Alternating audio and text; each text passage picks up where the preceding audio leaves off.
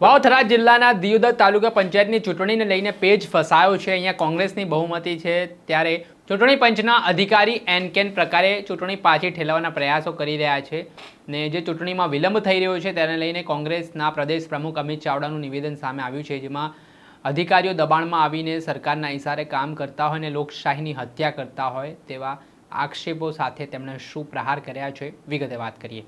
વૈષ્ણવજન તો તેને કહીએ જે પીડ પરાઈ જાનાને રે। દર્શક મિત્રો, નવજીવન ન્યૂઝમાં આપનું સ્વાગત છે। હું છું ફૈઝાન। વાત કરીએ તો સ્થાનિક સ્વરાજ્યની ચૂંટણીના પરિણામો આવ્યા બાદ હવે અલગ અલગ તાલુકા પંચાયત અને જિલ્લા પંચાયતમાં પ્રમુખ અને ઉપપ્રમુખની વરણી થઈ રહી છે, ત્યારે વાવથરા જિલ્લામાં છેલ્લા 3 દિવસથી જબરજસ્ત રાજકારણ ગરમાયું છે, કેમ કે જે દિયોદર તાલુકા પંચાયતની ચૂંટણી છે તેમાં પ્રમુખ અને ઉપપ્રમુખને લઈને 25 તારીખે ચૂંટણી થવાની હતી, પરંતુ ભારતીય જનતા પાર્ટીના 2 પ્રતિનિધિઓ અંદરો ઝઘડો કરતા મામલો બીચક્યો હતો અને તેના કારણે એ ચૂંટણી મુલતવી રાખવી પડી હતી। ત્યારબાદ ગઈકાલે કોંગ્રેસના નેતાઓનું ચૂંટણી અધિકારી સાથે ઘર્ષણ થયું, વિવાદ વકર્યો અને આ મામલે કોંગ્રેસના નેતાઓ સામે પોલીસ ફરિયાદ પણ થઈ। ત્યારે આજે 27 તારીખનો સમય છે, સવારનો આપવામાં આવ્યો હતો ચૂંટણી અધિકારી દ્વારા, પરંતુ એ માહિતી મળી રહી છે કે તેમની તબિયત નાદુરુસ્ત હોવાથી તેઓ પહોંચ્યા નહીં ને હવે ચૂંટણી 3 વાગ્યા પછી કરવામાં આવશે તે પ્રકારની વાત છે તે કરવામાં આવી। જોકે આજે ચૂંટણી પાછી ઠેલવવામાં આવી રહી છે તેને લઈને કોંગ્રેસના પ્રદેશ પ્રમુખ અમિત ચાવડા દ્વારા પ્રહાર કરવામાં આવ્યા છે અને લોકશાહીની હત્યા અધિકારી દબાણમાં આવીને સરકારને ઇશારે કરતા હોય તેવી વાત તેમણે જાહેર મંચ પરથી કરી છે।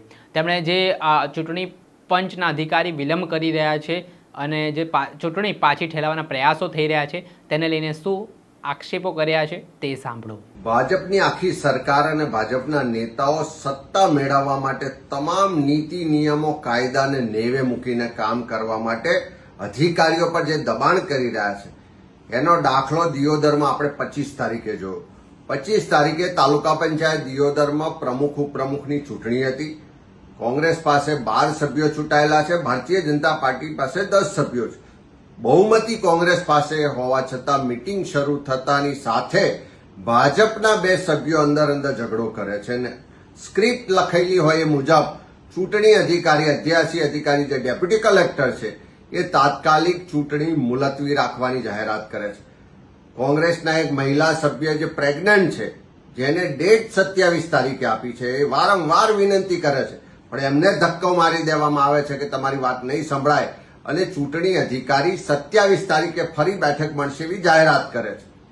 કોંગ્રેસના કાર્યકરોએ સંયમ રાખ્યો, રાહ જોઈ। આજે 27 તારીખે ફરી પાછો સમય નિર્ધારિત થયો તો 11 વાગ્યો, ચૂંટણી અધિકારી આવતા નથી। 11:30 વાગે ખબર પડે છે કે હવે ચૂંટણી અધિકારી બીમાર થઈ ગયા છે, હોસ્પિટલમાં દાખલ થયા છે, એટલે મીટિંગ નહીં મળે। 3 વાગ્યા સુધી મુલતવી રાખવામાં આવે છે। ત્યારે મારી સરકારને કહેવું છે કે આ કાયદાથી ચાલતું શાસન છે, પણ તમે કાયદાને ઘોડીને પી જાઓ, અધિકારીઓ પર દબાણ કરો અને ત્યાં વાવથરા જિલ્લામાં જે જાણી કરીને આરએસી અધિકારી છે એના ઈશારે આખું તંત્ર કામ કરતું હોય ત્યારે એવા સંજોગોમાં લોકશાહીની હત્યા છે। સરકાર મુખ્યમંત્રીને, પંચાયત સચિવને, વિકાસ કમિશનરને તાત્કાલિક આના માટે પગલાં લેવા માટે વિનંતી કરીએ છીએ કે ત્યાં અધિકારી જો બીમાર હોય તો નવા અધિકારીની તાત્કાલિક નિમણૂક કરો। 3 વાગે બેઠક મળવી જોઈએ, ઉપપ્રમુખ અને પ્રમુખની ચૂંટણી થવી જોઈએ। આ લોકશાહીની હત્યા છે અને આ જ રીતે જો કાયદો હાથમાં લેશો, લોકશાહીની હત્યા કરશો તો લોકોને રસ્તા પર ઉતરીને એક નવી ક્રાંતિ માટે તમે આમંત્રણ આપી રહ્યા છો।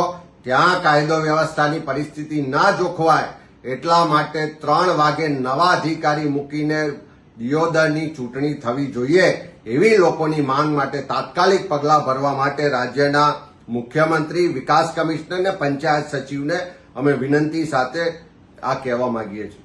જી હા, આપણે સાંભળ્યા હતા કોંગ્રેસના પ્રદેશ પ્રમુખ અમિત ચાવડાને, જે તેમનું મોટું નિવેદન સામે આવ્યું છે ને નિવેદનમાં તેમણે જે રીતે અધિકારીઓને આડે હાથ લીધા છે, સરકારના ઇશારે તંત્ર કામ કરતું હોય તેવા આક્ષેપો કર્યા છે ને આવી રીતે જો વર્તન થશે તો એક ક્રાંતિને સરકાર આમંત્રણ આપતી હોય તે પ્રકારની વાત સાથે ચેતવ્યા હોય તેવી વાત પણ કહેવાઈ રહી છે। દર્શક મિત્રો, આવા જ નવા વિડીયો સાથે આપને માહિતગાર કરતા રહીશું। આવા પોલિટિક્સથી જોડાયેલા સમાચાર આપના સુધી પહોંચાડતા રહીશું, એટલે તમારી નવજીવન ન્યૂઝની ચેનલને લાઇક કરી લો, સબસ્ક્રાઇબ કરી લો અને વધુમાં વધુ શેર કરો।